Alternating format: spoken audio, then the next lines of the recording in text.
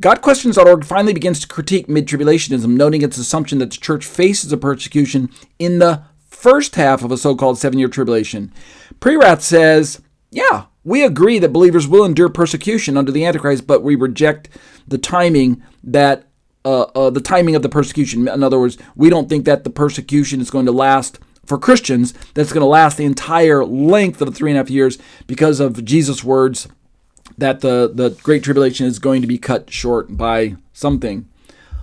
Let's keep going. Point number two that I make is, unlike mid-trib, remember, this is a pre-wrath critique of the mid-trib position that was presented by GodQuestions.org, and they are a pre-trib position themselves. Unlike mid-trib and pre-trib, pre-wrath, notice how I'm separating us, we pre-wrathers, from the mid-tribbers and the pre-tribbers. We call the first half of Daniel's 70th week the beginning of birth pangs. This is what I just mentioned, but now you're getting it in my essay version. Right? Go back to Matthew 24:8. While this period, Revelation 6:1-8, brings global turmoil, Christians and Jewish persecution begins closer to the midpoint. And this is something, again, that I don't know if the other three positions make this big push to explain that the tribulation period itself, how do I say this? The tribulation, what they call the tribulation period, what the other three call the tribulation period, doesn't have any focus on Christians and Jews until we get the Antichrist revealing himself at the midpoint of the week. And that seems to be what Yeshua says most pointedly in his Olivet Discourse, his Olivet Discourses to the disciples. Now, you also have to remember that the words that Jesus gave to his disciples that day, when he was talking about the destruction of Jerusalem and the temple and things like that, it had a near far application to it first. When Jesus gave these words to his disciples in Matthew, Mark, and Luke Olivet Discourses, he explained that a tough time is coming, and you as my disciples are going to go into this tough time. You're going to be persecuted specifically because you bear my name. And within this time period of persecution, there will be eventually, Jerusalem will be surrounded. There'll be just destruction of the temple, etc., etc. So part of what Jesus talked about was applicable to the first century, and they needed to see that. That's what we call near far. The near-term application of what he was saying was applicable to them right then. They would see this destruction. It would happen within a short time after Yeshua left planet Earth. And so they could understand that. But at the same time, the verses now, that has been 2,000 years ago, those verses now apply to a future time period. So we say near and far. Far from them is the application that is still around the corner, still future to us as well. Now, I bring that up because we talk about Christian and Jewish persecution begins closer to the midpoint. At the time that Jesus spoke those words to the disciples, they didn't have all of the details that we now do have with the 70th week as spelled out in the book of Revelation. To be sure, when he was speaking to them in Matthew, Mark, and Luke, it was earlier in the in the first century, and John hadn't even received the book of Revelation yet. So we didn't have all the details that we kind of now know we can look back at and put a lot of timing on this together. Realize, wow, midpoint of the week, things are going to start heating up. Antichrist is going to do this. He's going to have a short time period. Blah blah blah. We get a lot more detail now, more than they actually had. Okay, point number 3. Scripture places the Antichrist's reign and persecution in the second half of the 70th week, right? Read Daniel, read Matthew, read Revelation. These saints, this is very important, by the way, these saints endure the Great Tribulation. That's why I put it in bold. They endure the Great Tribulation, which Jesus said would come before the cosmic signs and the rapture. So this is the 7th week of Daniel. One more time. This is a pre-wrath view of the 7th week of Daniel. Remember, we've got our full 7 years, like you can see on the screen. I don't need to draw that. We've got our full 7 years, But then, if you notice down along the bottom, we've got all these different arrows pointing up that correspond to the different seals that are going to be happening. And one of those seals is the sixth seal, which brings in the coming of the Son of Man. So that's the rapture. But notice that the rapture and the day of the Lord activities, all of this stuff right here, notice that all of that is separated away from the Great Tribulation by the presence of sixth seal, which then leads right into the rapture. And so the point I'm trying to bring up at this particular juncture is that even though the rapture is unknown, it will be signaled by the sixth seal sign. And so we don't know when the sixth seal will take place. In fact, when it takes place, we won't know perhaps that it's number 6. But we will be we as Christians, we should be, if we're alive during that time, we should be aware that if we're in the middle of the Great Tribulation, right, we're being persecuted and hunted for our very lives by Antichrist, we should be aware of the promises that Yeshua gave us, both in Matthew, Mark, and Luke, that we need to be expecting his rescue. We need to be expecting, all of the rapture views, all 4 of them, have Jesus returning to rescue his bride. It's just a difference of when does this rescue take place. So if we're in the middle of a tribulation, then we need to keep our heads up. We need to, in fact, I want to actually show this reference because this is something that Yeshua brought out in the book of Luke. Yeah, this is the verse I want. I want verse 28 of Luke 21. But when these things begin to take place, right, and I believe that the context of these things is, if we go back up, we'll see. In fact, we can just put the context right here, starting at verse 25. There'll be signs in the sun and moon and stars, and on the earth distress among nations, in perplexity at the roaring of the sea and the waves. People fainting from fear at the expectation of the things that are coming upon the world, for the powers of the heavens will be shaken. What is this verse 25 referring to? Going back to our chart, I believe it is referring to the sixth seal, at least part of it, because it talks about the sun going dark, the moon going red color like blood, and the stars like meteorites falling from the sky. In fact, the Greek word there is the word where we get our word asteroid, asteros.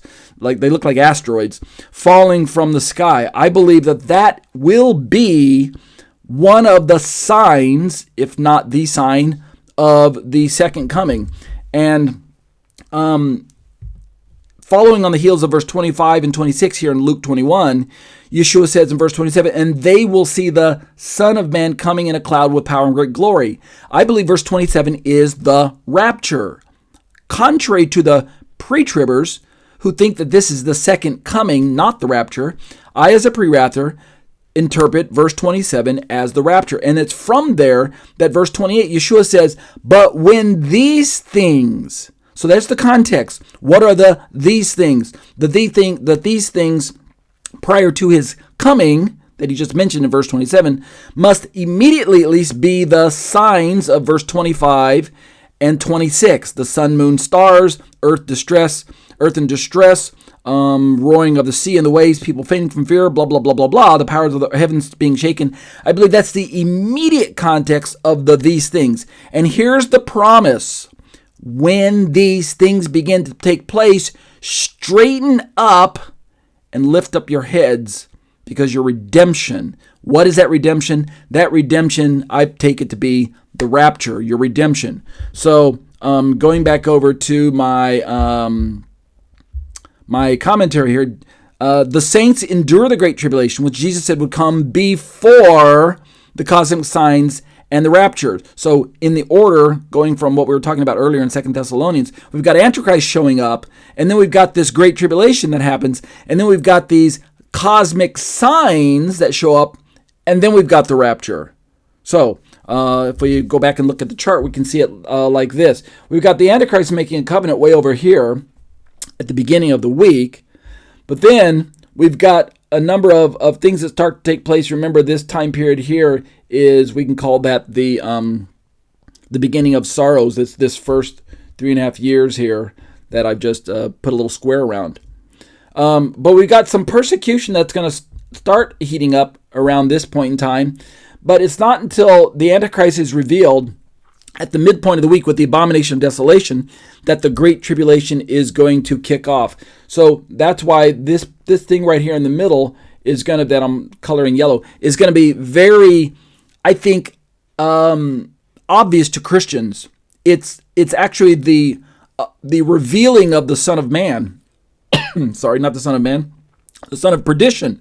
The revealing of the son of perdition. The Antichrist has his own parousia, his coming, the coming of the son of destruction. The abomination of desolation is his grand entry onto planet Earth. It's when he takes his disguise off and reveals to everyone in the world, boo, right? Aha! I'm not the man of peace. I'm your worst nightmare, right? Worship me as God or die, right? He's going to impose the mark of the beast, and he's going to turn on Christians and Jews en masse. He's going to set up this abominable idol, statue, or whatever, something like that effect in the temple. Remember what I said earlier. The Jews, per the peace experiment that they signed at the beginning of the week, will be doing their animal sacrifices on top of the Temple Mount, right there next to the Muslim Dome of the Rock and the Al-Aqsa Mosque and all that other Muslim stuff that's up there right now. Somehow this peace experiment, orchestrated by the Antichrist, perhaps in view of everyone or behind the scenes, we don't know. But either way, there will be this kind of allowance for the Jews to have their sacrifices going on. But at the middle of the week, then Antichrist is going to turn on them and say, no more. Daniel describes it as putting an end to sacrifices, things like that. So this will spell a lot of trouble for Christians and Jews. Per Revelation chapter 12, Jews will have to run into hiding. Jesus told them, if you're in Jerusalem, flee, get out of there. Revelation 12 tells us that there's a place in the desert prepared for the last 3.5 years for Israel. That's going to take place as well. The mark of the beast will be implemented at that point in time. Oh, something else that'll happen. The two witnesses should show up on the scene. Yeah, wow. All kinds of supernatural activity. But we still don't have the sixth seal sign, not at the middle of the week. And that's one of the reasons why the mid-trib position starts to fall apart. Because Jesus seems to place his second coming immediately after the sixth seal signals that he's going to arrive on planet Earth. But the mid-tribbers have Jesus showing up at the midpoint of the week after what they call the seventh trumpet. Right, so they got some weird things going on with their timing of seals and trumpets that we'll have to talk about later on. Let's go back over to my little essay here. We've got plenty of time. I feel like I'm running out of time, but when I look at my clock, in fact, let me jump over to it because I'm dumbfounded that I've got 15 minutes left, and I feel like, wow, okay, well, let's just keep going then. Let's read this part. Got questions. We're in paragraph number 3. Got questions says, Mid-tribulationism teaches that the trumpet of 1 Corinthians 15:52 is the same as the seventh trumpet of Revelation 11:15. Let me pause for a moment. Oh, didn't want to go there. Wanted to go here. The post-tribbers also believe that the seventh trumpet. Let's go back up to this slide. The post-tribbers also believe that the second coming of Christ, let me bring up my little drawing tool. They believe, let's get rid of some, no, we want to keep that. The post-tribbers believe that the second coming is at the very end of the week. So I'm right here in my little slide here. So I'm describing this second coming period over here. And they believe that this coincides with what they're going to call the seventh trumpet, which is also the same as the last trumpet. This is what post-tribbers believe. By comparison, the Prewrathers don't put the rapture at the seventh trumpet, but we do, and listen very carefully, we Prewrathers do believe that the seventh trumpet is at the end of the 70th week, just like the post-tribbers. So we have the timing of the trumpet at the same, but there's two big differences. Number one, we don't put the rapture at the seventh trumpet. And number two, we don't conflate the word seventh trumpet with the phrase last trumpet. However, the mid-tribbers do conflate the seventh trumpet with the last trumpet, but they don't put that trumpet happening at the end of the week. They put that seventh trumpet as happening in the middle of the week. Are you following along? So they've got some really big differences. It's, again, we're all working from the same resource. We're all working from the Bible, the pre-tribs, the mid-tribs, the post-tribs, the pre-wrath. So I am absolutely not throwing anyone under the bus for their rapture position. I've said this before. I'm going to say it again. Your rapture position is not what's going to save you in the end times. It's not going to save you at the end of days. It's not the fact that you figured out the timeline and you know when Jesus is going to come back, that's why you're saved. No, just get that out of your head. You need to have a personal relationship with Jesus himself. Otherwise, you're going to miss him when he comes back. You're going to go headlong into all the mess, and you're going to be scratching your head going, I thought I had it all figured out. I even got the timing of the rapture right, but I missed it. Why did I miss it? Because you missed the Messiah. You have to have a relationship with him, okay? Get your eyes focused on Jesus and not focused on throwing all the other rapture positions under the bus because they don't believe with your clever position. So let's not do that. So the mid-tribbers believe that the trumpet of 1 Corinthians 15:52, that's where Paul says, at the last trump. They believe it's the same as the seventh because they look at, and it's kind of deduction for them, right? Just like, by the way, the pre-tribbers, the post-tribbers do the same thing. They look at the seven trumpets and they count them, right? 1, 2, 3, 4, 5, 6, 7. And when they get to the seventh, they're like, is there an eighth trumpet? Their answer is no. Therefore, when Paul said seventh trumpet, when Paul said last trumpet, maybe the Holy Spirit was beaming this information that he was going to give to John later on. Paul called it last trumpet. John called it seventh trumpet, and, look, wow, by coincidence, a miracle of miracles, they happen to be the same trumpet.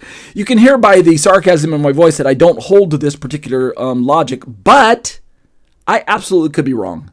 I'm just not convinced that it's right. I think it's a bit anachronistic, and I'll talk a bit about that in my essay answer here. So, GotQuestions.org soundly rejects this logic, and in our opinion, in their opinion, we call this a failure in our, meaning we Prewrathers believe. We call this a failure in view of the trumpet's objectives. The trumpet and in our failure, yeah. God questions speaking, all right? So I'm like right here right now. God questions soundly rejects this logic, and in our opinion, this is them talking. We call this a quote. This is God questions quote. That's why I put it in quotes. We call this a failure in view of the trumpet's objectives. So listen very carefully as to why pre-trib, aka got questions at this point in time, as to why they reject the idea that the rapture is A, at the seventh trumpet, and B, why it is synonymous with the last trump and things like that. Failure in view of the trumpet's objectives. This is what God Questions says. The trumpet that sounds at the rapture is, quote, the trumpet call of God, end quote. Read 1 Thessalonians 4:16. But the one in Revelation 11 is a harbinger of judgment.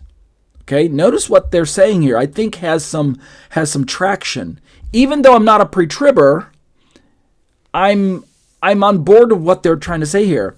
They believe that the trumpets are, I guess, let me go like that so you can see all of it. The trumpet that sounds at the rapture is a trumpet call of God, and the one in Revelation is a harbinger of judgment. One trumpet is a call of grace to God's elect. The other is a pronouncement of doom on the wicked. And honestly, I think that's a pretty good explanation of the differences between the two trumpets. Now, again, the pre-tribbers could be wrong here. Remember, God Questions is a pre-trib. That's why they're explaining this position. They could be wrong too. I mean, the trumpets could have some overlap there. But that's, I think, pretty good information to lock onto. Let's begin to read my response. Response number 1, pre-wrath response. Associating the rapture with the seventh trumpet of Revelation is a misplaced assumption also made by post-tribulationism. That's what I just mentioned earlier. What do I go on to say? Prewrath asserts, and yes, I say asserts, because how can I confidently say that I'm right and they're wrong? In the end, all of us are making assertions, assumptions, presuppositions, interpretations. We're doing the best with what we've got as far as the biblical text, which we're all working from the same resources. Okay, so yes, Prewrath asserts that this trumpet in Revelation 11:15 is not the rapture, but an announcement of Christ's coming reign near or at the end of the seventh week. And I didn't mention anything about the seventh trumpet coinciding with Israel's salvation near the end of the week, but we'll get to that in time. I just didn't want to dump all that into this particular explanation right now. But we Prewrathers also believe that when Paul says in Romans chapter 11, around verse 25, 26, 27, that all Israel will be saved, or he's talking about the end of the age of the Gentiles, the fullness of the Gentiles is coming in, and in this way all Israel will be saved. I believe that is around the seventh trumpet / end of the seventh week time frame, something like that. But I don't want to get into that right now. Let's take it point number 2 under my response. This is a Prewrath response to talking about the seventh trumpet and the last trumpet being synonymous. So we Prewrathers reject that.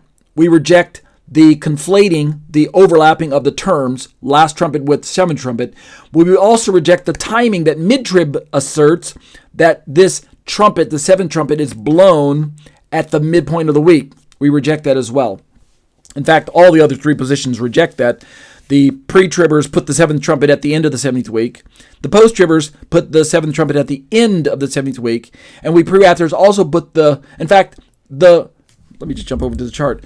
All three of us, the pre, the post, and the Prewrath, we all put the trumpet at the very end. So let me go like this. Oops, I don't want to do that. Let's go like this. Let's draw an arrow there. And let's draw another arrow there. And so what I'm saying is that this is that seventh trumpet, right? That's the arrows that I'm showing you are showing you where the pre and the post and the Prewrath, the pre-trib, the post-trib, and the Prewrath, we all put that seventh trumpet. Sorry, that's actually not quite right. We should put it all the way at the very end there, kind of like that. That's where I'm going to put the seventh trumpet, way down there at the very end. But the mid-trib, where's theirs? There we go. That's where they're going to put theirs. They're going to say, oh no, this trumpet's right there at the beginning, which means all their great tribulation stuff is all of the vials, the seven. You're like, what happens to the bowls? All of these are the bowls. They're way up there. That's where they're at the very end. Okay, can you read my handwriting there? Okay. All right, so instead of this last trumpet in 1 Corinthians, instead of the last trumpet and the seventh trumpet being the same thing, what we Prewrathers say is that instead, the last trumpet in 1 Corinthians 15:52 and the trump of God in 1 Thessalonians 4:16 refer to the great trumpet of Matthew 24:31, which is tied to the resurrection and gathering of the saints. So notice I'm putting three trumpet passages together. 1 Corinthians 15:52, right? That's the last trump language that Paul used. Trump of God, 1 Thessalonians 4:16, and great trumpet, Matthew 24:31. All three of those are definitely a trumpet event, and the 1 Corinthians 15:52 and 1 Thessalonians 4:16 are unmistakably resurrection passages, which then overlaps them or turns them into rapture passages at the same time, because rapture and resurrection are tied together, and they happen in that order: resurrection, then rapture. And so that's unmistakable as well. And then all three of them become what are going to be known by Yeshua, in fact, which originated with Yeshua, as gather passages. And the reason we know that is because the gather language that Jesus uses in Matthew 24 is picked up by Paul in his Thessalonian letters at 2 Thessalonians, when he talks about the coming of the Lord and our gathering, being gathered together to him. He uses that word gather there, which is a form of the Greek word where we get our word synagogue from, synagoge or something to that effect, episunoge or something, gathering together, synagogue. So we've got this language tying all of these three trumpet events together. But what we don't have in all of those three is any mention of a seventh trumpet, nor do we have any mention of the activities that are associated with the seventh trumpet when we get to the last book of the Bible, which is the book of Revelation. So I say that, again, the last trumpet in 1 Corinthians 15:52, the trumpet of God in 1 Thessalonians 4:16, and the great trumpet of Matthew 24:31, they are all tied to the resurrection and gathering of the saints. Paul likely drew his rapture trumpet association from Jesus' prophecy. So what that means is, the reason I reject it being connected to the seventh trumpet, and I'm going to say this now here, is that the seventh trumpet, by comparison, is part of Revelation's judgment sequence and does not describe a resurrection. There's no resurrection language in that Revelation 7 seventh trumpet sequence. However, I know what my objectors are going to say, my detractors, those who object, they're going to go, wait a minute, Ariel. At the very end of Revelation chapter around 20, John describes this first resurrection. And if that coincides with being at the very end of the 70th week, then wouldn't that coincide with the resurrection that Paul and Jesus and everybody else is talking about? And since the timing of the very end of the 70th week is the seventh trumpet, wouldn't that be the resurrection? Okay, from a face value view, it looks that way. I'll have to get into more of that later, but I don't want to jump into it right now. But suffice to say that a very short answer would be that what John is describing there is an overview of the 7th week events, because he's going to start moving into millennium events, and he needs to bring the readers up to speed with what's the very last main event that took place as in terms of God's people moving from earth to be with Jesus and then being able to go into the millennium. It was the resurrection event that changed our bodies so that we can go into the millennium and be with Jesus, etc., etc. But I'll get into more of that later. I go on to say my answer this way, short answer. We're almost done with our study here. The seventh trumpet is part of Revelation's judgment sequence and does not describe a resurrection. Paul's last trumpet relates to resurrection, not the judgments of Revelation. So, resurrection is the last trump. Resurrection is the great trumpet. Resurrection is the trumpet of God, like we saw earlier. Last trumpet, 1 Corinthians. Trump of God, 1 Thessalonians. Great trumpet, Matthew. But seventh trumpet belongs to the book of Revelation. And so I bring kind of like a semi-conclusion, and this is a perfect place to end because we're going to be poised for paragraph 4 next week. So the conclusion to this, paragraph 3 about the seventh trumpet. The seventh trumpet announces Christ's reign and God's intensified wrath, but it is not the rapture. The rapture occurs earlier, after the sixth seal's cosmic disturbances, and before God's wrath even begins.